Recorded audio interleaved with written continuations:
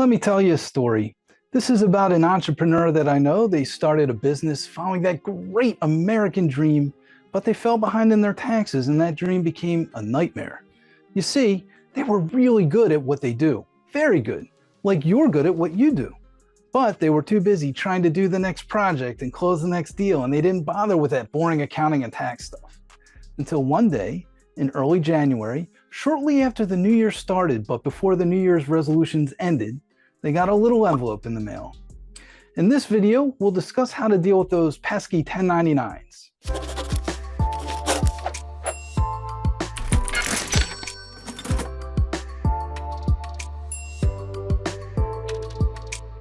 Hello to all you financial people, business people, and side hustlers out there, and welcome to Just the Tax. This is my little channel about spreading the good word of financial literacy, so it's more than just the tax.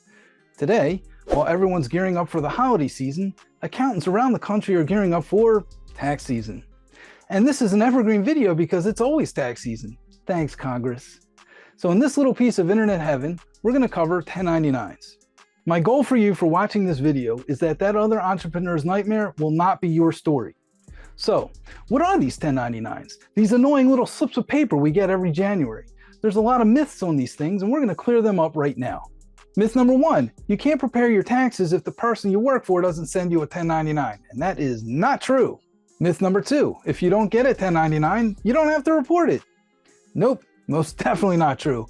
Internal Revenue Code section 61 says if you earn it, it's reportable and taxable. Do you sell stuff on eBay, Etsy, or Amazon, or even at flea markets? And yes, those are still a thing. Do you drive for Uber, Lyft, or your local pizza shop? If you answer yes to any or both of those questions, congrats, you're living the American dream.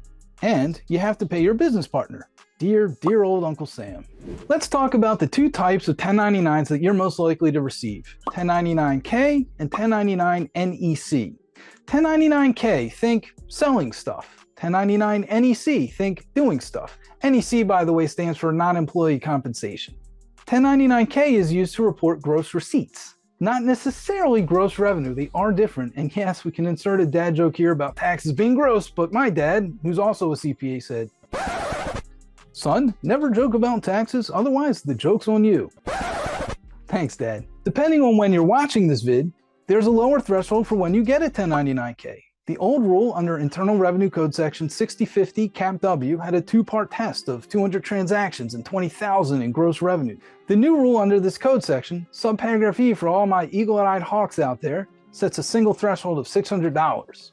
So selling your old Tupperware on eBay is now a reportable event. Well, seriously, Tupperware holds its value, and they're not even a sponsor.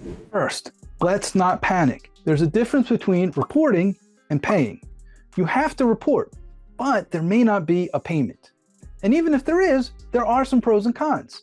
Let's deal with the bad news first. There's this thing called self-employment tax, sometimes abbreviated as SECA, S-E-C-A, and that's 15.3% tax right off the top. Now, it's possible that your income tax might actually be very low or even zero. I've seen that in cases, but you could owe thousands of dollars in self-employment tax.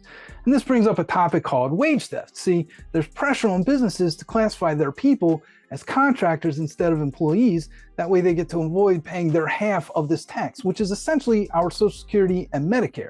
And I'm looking right at you, Uber and Lyft, but that's really for another video. Now let's talk about the upside here. There's two pros to think about. First, Internal Revenue Code section 162 allows us as business owners to deduct any expense in the ordinary and necessary course of our business. That's the magic words there, ordinary and necessary. And also we get access to a special kind of IRA called a SEP IRA, abbreviated as Simplified Employee Pension. We covered that in one of my other videos on retirement planning. I understand that pressure. And also, just like Doc Brown said to Marty, you gotta think fourth dimensionally.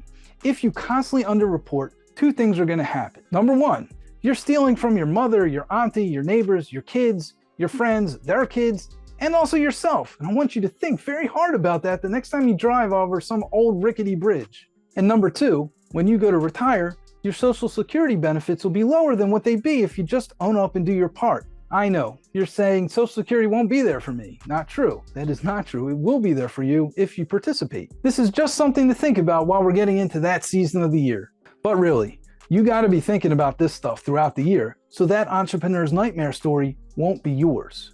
All right, my fellow financial people, thank you for watching this video. Please like, share, and subscribe, and in the comments below, post some requests for topics you'd like me to cover in future videos. In the meantime, may your profits be high, your taxes low, and I'll see you next time back at Just the Tax.